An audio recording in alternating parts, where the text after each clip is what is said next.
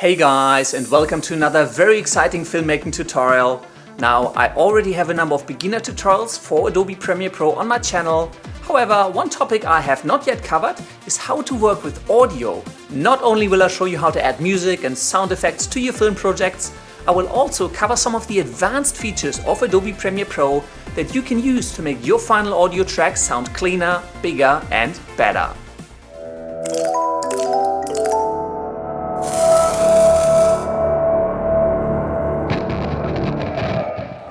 Before we jump into Premiere Pro, let me quickly explain a few fundamental concepts. In Adobe Premiere Pro, all audio flows from the individual clips on your timeline into individual audio channels, one for every track.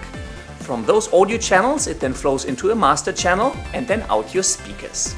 Every audio channel has what is called a fader, which is just a fancy term for a volume control slider. You can use this fader to set or keyframe the overall loudness for every individual audio channel.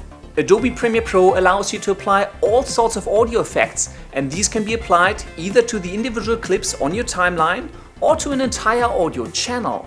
You can also create submixes. A submix is simply another audio channel that you can use to route the signal of other audio channels into. This allows you to group together the signal of a number of audio channels and apply effects to the entire group. Or you could send the copy of an audio channel into your submix, apply some sorts of effects and then mix them back together. If all of that sounds kind of technical and confusing, don't stress, it's not going to be too bad. This is going to be an intermediate tutorial. However, I will assume that you are familiar with the workflow in Adobe Premiere Pro and that you have at least watched my basic beginner tutorial series. But enough of me talking, let's jump right into the tutorial. Here we are in Adobe Premiere Pro, and the edit I will be using for this tutorial is actually from our very first Halloween special, which is the Zombie Hunter short film. As I scrub through this is a little bit slow, but it is also because I still have quite extensive color grading enabled. So I'm just going to quickly disable the color grading layer. I'll just make it a little bit quicker to work with. And you can see that most of the clips I've edited together actually still have the original audio attached to them. Usually I don't use much out of the original audio track that I recorded. So for now, up in the audio channel on the left hand side, you've got a little M button, which will mute the entire audio track. Let's enable that. And so now if we play this back, all of the noisy, choppy audio from the original audio track is gone. Let's quickly collapse the first audio layer again. You can actually hold down Alt on your keyboard and use the mouse wheel to very quickly expand and collapse the tracks within your sequence. Let's zoom out again and start adding some audio. I have a folder here on my hard drive where I already dumped a few audio clips in, both paid and free, and sound effects and music mixed. So I've got fighting and gun sounds from Film Riot, quite a few monster and random sounds from Freesound, as well as some music and rather disturbing sound elements from Pro Scores, as well as a dog tag drop sound effect that we actually recorded on set. The very easiest way to get any audio files into your Premiere project is simply to select them and drag them straight into your sequence and drop them off. There you go, the audio clip is now in our sequence. I accidentally actually edited it into audio track 3, so let's just drag it upwards into the second audio track and let's play this back. And it's as easy as that. Personally, however, I don't like dragging sound files directly from a folder into my sequence because it will cause Premiere to dump all of those files at the root of your project and it kind of clutters everything up, and I'm a little bit of a neat freak. Here's the sound file at the root of my project, fx18.wave. Let's delete that. Yes, I am sure. And what I'm going to do is I'm actually going to go into my footage folder for my project. And in here, I'm going to create a new folder called Sound, which will contain all of my sound effects and all of my music. So let's create a new bin, call this one Sound. Let's open it up.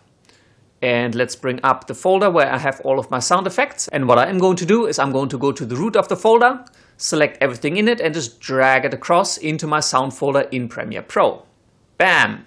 There it is. Everything's imported into my sound folder. If I go up one, so I'm in the footage folder now. There's a sound subfolder, which then has Film Riot, Freesound, Pro Scores, as well as my dog tag drop wave file. This of course is not necessary, but if you're working on a fairly extensive edit, I highly recommend keeping all of your files very organized. To add the sound files from the bin in Premiere Pro into your sequence, works exactly the same way. Simply select the clip that you want. Maybe I'll go with a music track called Mohawk from Pro Scores, and just drag it into your sequence and place it on the audio track where you want it to sit. Now I'm going to add this onto audio track 2. Let go. If you can't see the WAV file, don't forget to expand the audio track. So again, you can either drag this open or just hold down Alt and scroll the mouse wheel up. And there's the waveform for the actual audio clip. And let's play this back.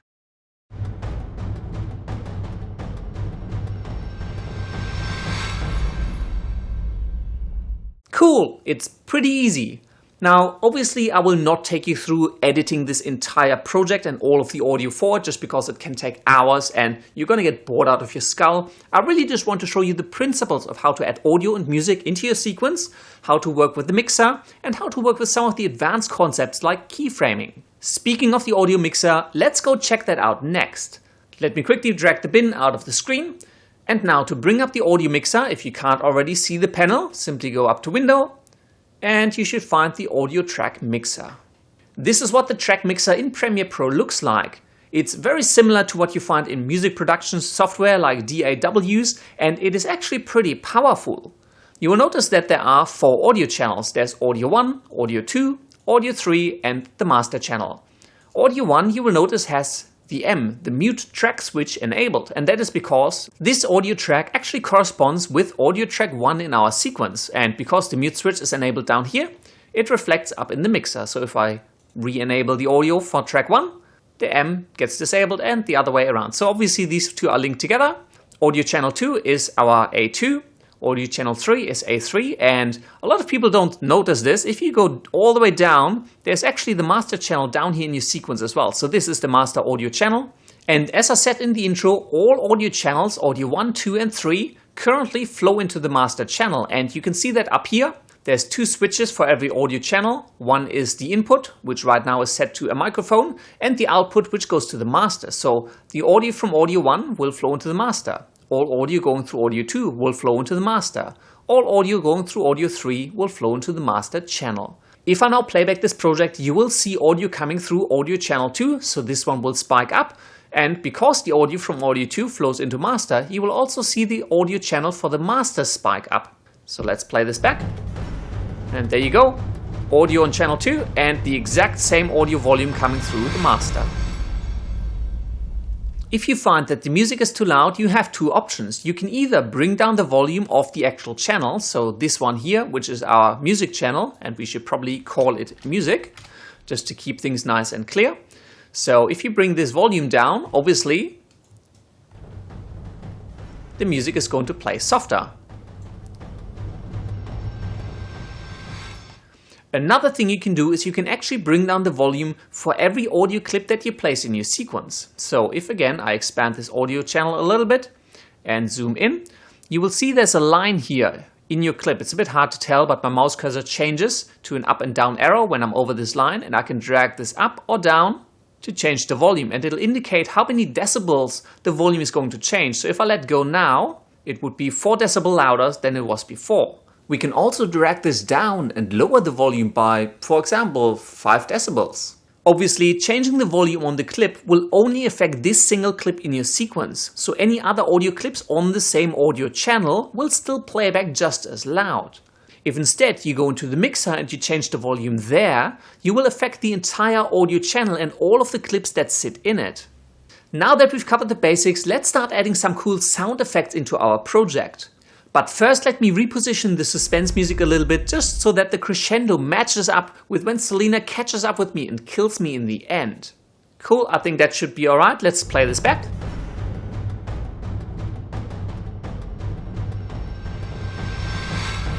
Much better. This lines up really nicely.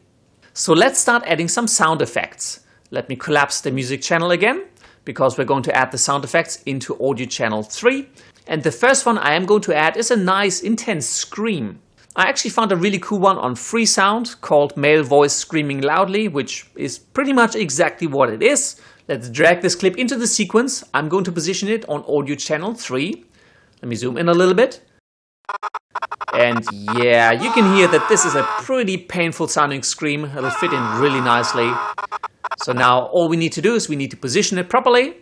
You can freely drag these audio clips around in your project just using your mouse, or if you just want to nudge a clip, and this applies to video clips as well, you can actually just select the clip, hold down Alt on your keyboard and then use the arrow left and right keys to just nudge the clip back and forth. Let's rewind a little bit and play this back. Ooh, way too late. Let's drag this forward a little bit more.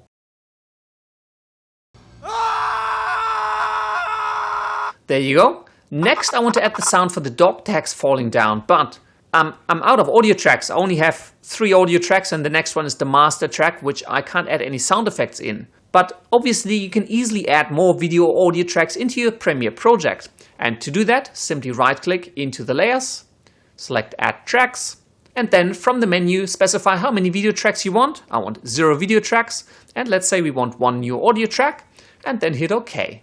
And there you go, audio channel number 4 has been added into your sequence.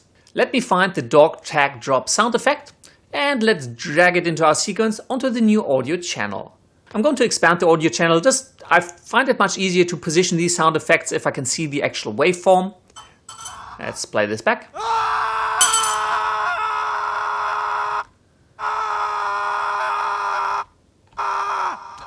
That actually works pretty well, except for the fact that the scream just goes on forever, which is a little bit ridiculous. So let's talk about shortening this clip. Obviously, the easiest thing you can do is simply grab the end of the audio clip and trim it down, but it'll end a little bit abruptly. You can also use keyframes, which is a much nicer way to fade in or fade out or control the volume of your individual audio clips.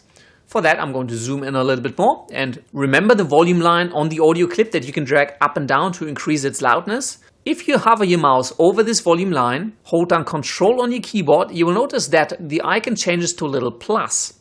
If you now click, you will create a little dot, and this is actually a keyframe. So right now, at this point in time, you've keyframed the volume of this clip to be 0 decibels from its original volume. Let's go forward a little bit. Control, let's click again, create another keyframe. And so now I have 2 keyframes here. And now you can drag these keyframes around to animate the volume of this clip. So let's drag this down so that the scream fades out rather quickly. Let's rewind and play this back.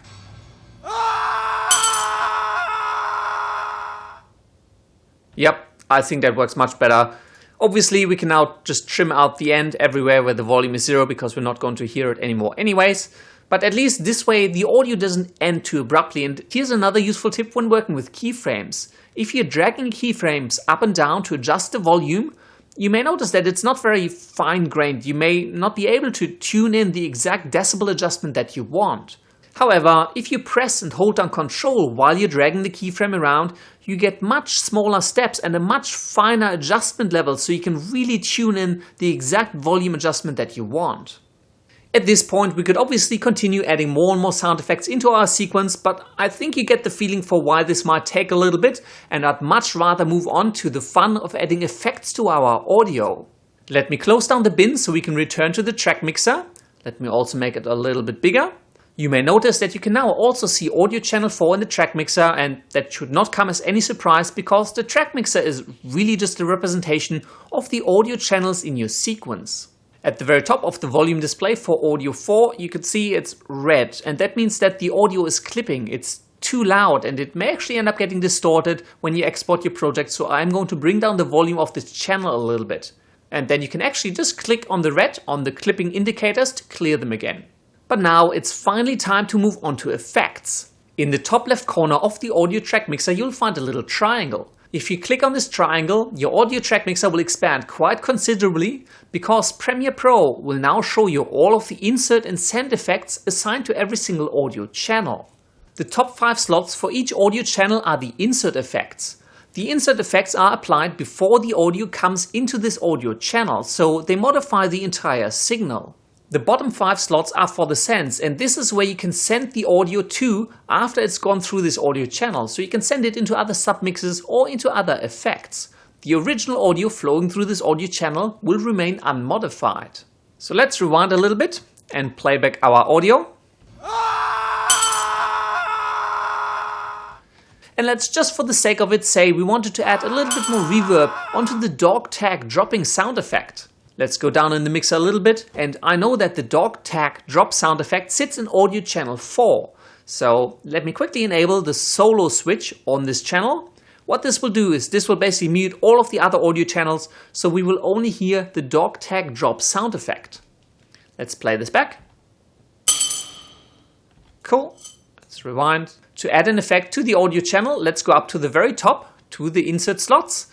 Click on the little effect selection drop down, and you will find that Premiere Pro actually has a lot of different effects that you can apply to your audio channels. The one we're looking for is reverb. There's a few different options. Let's just go with a very basic reverb and insert that. And cool, there you go. If you double click onto the reverb effect we just added, you will bring up the reverb effect parameters. Here you can adjust a whole bunch of settings for this particular effect. Let's just change this over to be a large room reverb. Let's rewind and play this back. I'm not sure you can hear this, but there's now a really nice big and soft reverb on the dog tag drop sound. Maybe just to make this a little bit more obvious for you guys, let's add another effect. Let's go to the second drop down and let's maybe pick a multi-tap delay. If you double click the multi-tap delay, you will notice that it doesn't actually bring up any effect parameters. I'm not quite sure. Some effects in Premiere Pro have a separate effect settings panel like the reverb. Others really just have this little option down here at the bottom. So if you select the multi-tap delay, down here at the bottom you've got the parameters and they're accessible via a little drop down, which is a little bit clunky, but you know, it's still much better than not having anything. I'm kind of going to jack up a lot of these parameters just to add a lot of delay, so hopefully it'll be nice and noticeable. It's a bit harder to tell without seeing them all visually at once, but let's hope this is nice and noticeable. Let's rewind and play this back.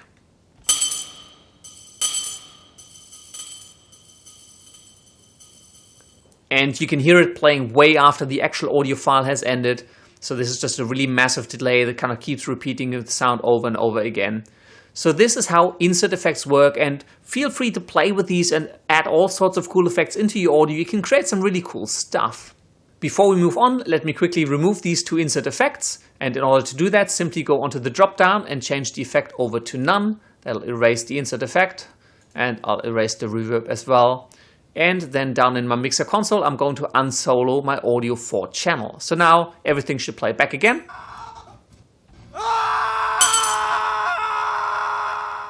Now let's talk about submixes. Why would you want a submix? Well, right now in my project I have two separate audio channels that contain sound effects, audio 3 and audio 4.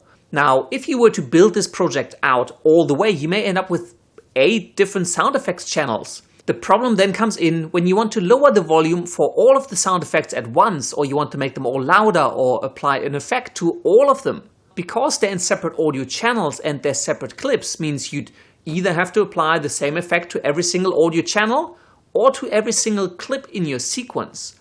Both of those are rather bad options. Ideally, you'd want to group all of your sound effects channels together. Actually, I'm noticing that we haven't actually named our audio channel 3 or 4 properly. We should probably call them SFX1 and SFX2 so they're more easy to identify.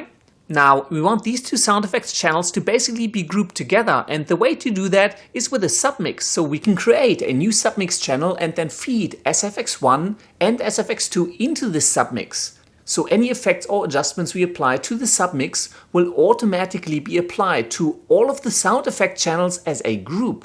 In order to create a submix, let me make this bottom panel a little bit bigger again, you need to click into the audio track section of your sequence. Now, clicking on the video tracks doesn't actually give you the add audio submix track option, so click on an audio channel and then add audio submix.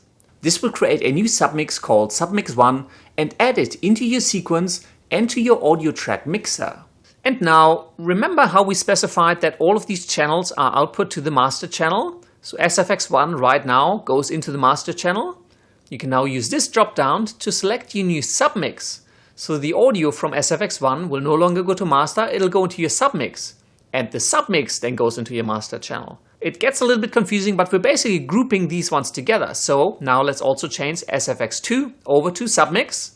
So both SFX1 and SFX2 now run into Submix1. That means that any effects we apply on Submix1, any panning adjustments we do, or any volume adjustments will be applied to both of these channels, technically because they're grouped together by going through this submix. Let's say I want to make all of my sound effects quieter. I can simply lower the volume of Submix1 because sound effects 1 and 2 go into Submix1. So let's rewind, play this back.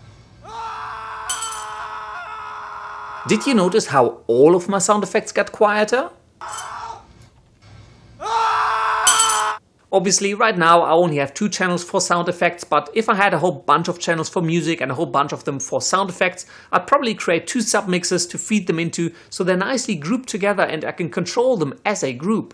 Finally, the very last thing I want to touch on are audio track keyframes. Let me move all of these panels around a little bit so you can see my sequence a little bit clearer.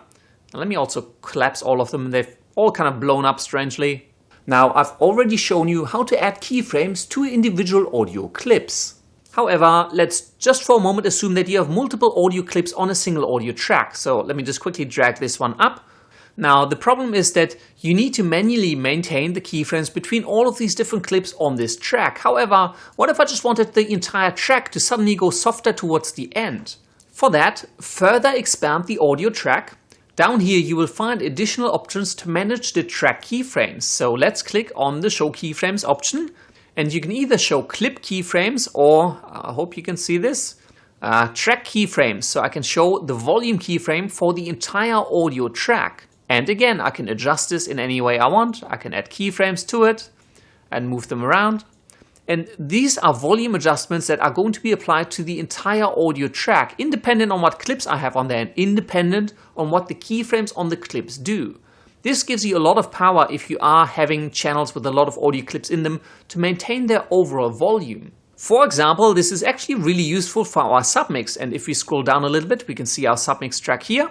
And if we expand this, you can see we're currently viewing the track volume, and obviously I can set keyframes, and these are keyframes that I'm setting for my submix track, which, as we've mentioned before, SFX1 and SFX2 are basically feeding into this submix track, and any volume animation or adjustments I do on this track are going to be applied to all of my sound effects. Now, I hope all of that made sense. There's quite a lot to take in, and it was a little bit of a crash course in how to work with audio in Premiere Pro. I do hope that you learned something useful though, and that you'll easily be able to add music and sound effects into your next film project. And that's all there is to it. I really hope you enjoyed this tutorial, and as always, if you do have any comments, questions or suggestions, just leave them down in the section below. If you did enjoy this video, please consider giving it a thumbs up, favorite it and share it with the world. And if you do want to see more cool filmmaking and visual effects tutorials, don't forget to go to youtube.com/surfacedstudio and subscribe. Thank you very much for watching, and until next time, I will see you later.